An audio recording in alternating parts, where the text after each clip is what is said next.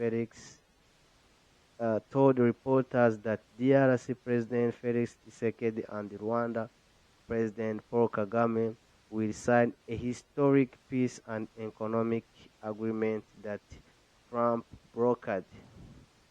The event comes after the foreign ministers of the two African nations signed a preliminary peace agreement and economic pact at a White House event in June.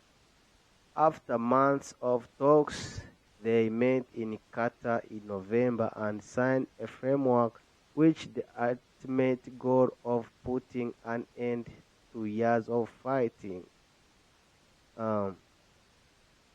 So ahangaha reka ngasubiremo. In the after months of talks, they met in Qatar in November and signed a framework with the ultimate goal of putting an end to years of fighting. M23 rebels have fought the DRC government in North Kivu province for over a decade in a conflict with roots in the 1994 Rwandan genocide.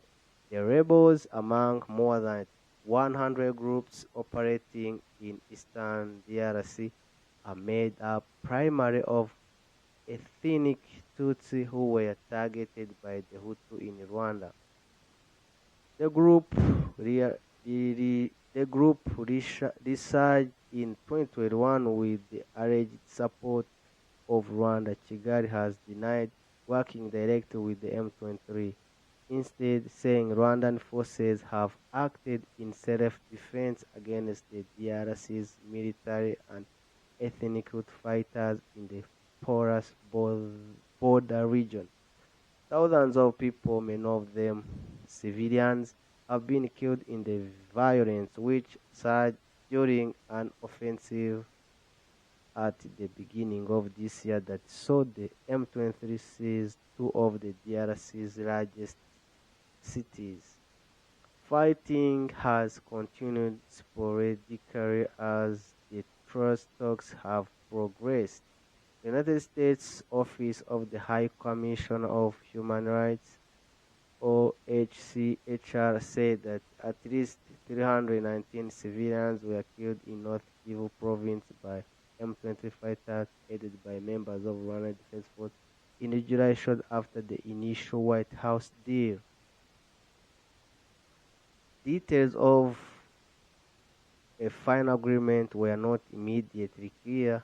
In Doha, Qatar, the two sides signed 2 of 8 implementation protocols, including a provision on ceasefire monitoring and another on prisoner exchange. Other protocols related to ultimate details of humanitarian aid delivery and the return of displaced people had yet to be agreed on. Other unresolved issues at the time included restoring state authority, implementing economic reforms, the integration of armed groups into government, and elimination of foreign groups. A DRC presidential spokesperson told the Associated Press news agents in November that an agreement must assure the territorial integrity of the country.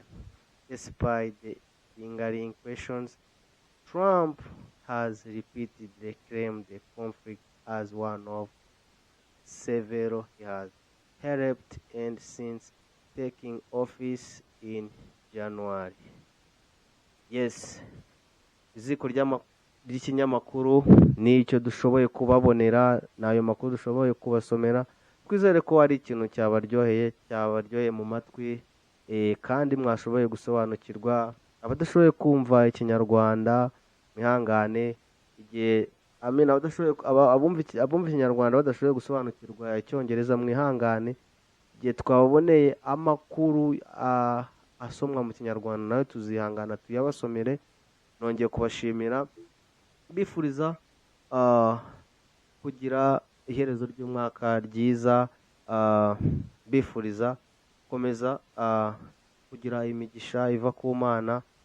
Naho rero mwirirweho, turabashima cyane.